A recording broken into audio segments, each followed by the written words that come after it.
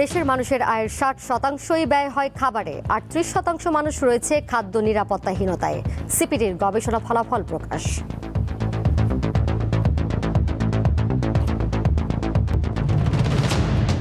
তিন দিনের সফরে ঢাকায় মার্কিন বিশেষ দূত সার্জিও গর। প্রথম দিন পররাষ্ট্রমন্ত্রীর সঙ্গে দুই দেশের সম্পর্কে এগিয়ে নেওয়ার বিষয়ে আলোচনা।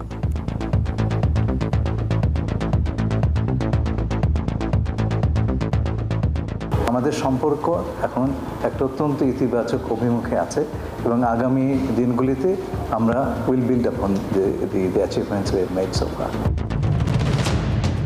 5 মাসে কিছুই বদলায়নি, ঘুষখোর আগের মতোই ঘুষ খাচ্ছে, মন্তব্য ফখরুলের।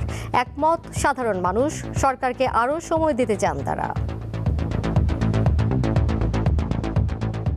যারা ঘুষ খাওয়ার ঠিকই খাচ্ছে, যারা চাঁদাবাজি করার ঠিকই করছে, সব ঠিক আছে। আসলে সরকার 5 মাস হয়েছে, এখনো ওই রকম ব্যবস্থা নিতে না পারার কারণে এই অবস্থা।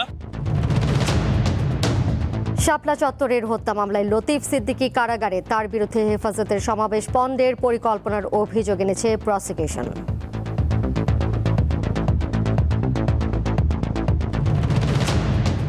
জাপানের শক্তিশালী ভূমিকম্পে মৃতের সংখ্যা বেড়ে 34, এখনও চলছে উদ্ধার কাজ।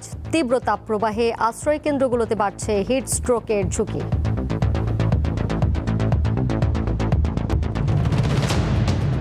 তেইশ বছর পর কাল অস্ট্রেলিয়া যাচ্ছে বাংলাদেশ ক্রিকেট দল। খেলবে 2টি টেস্ট।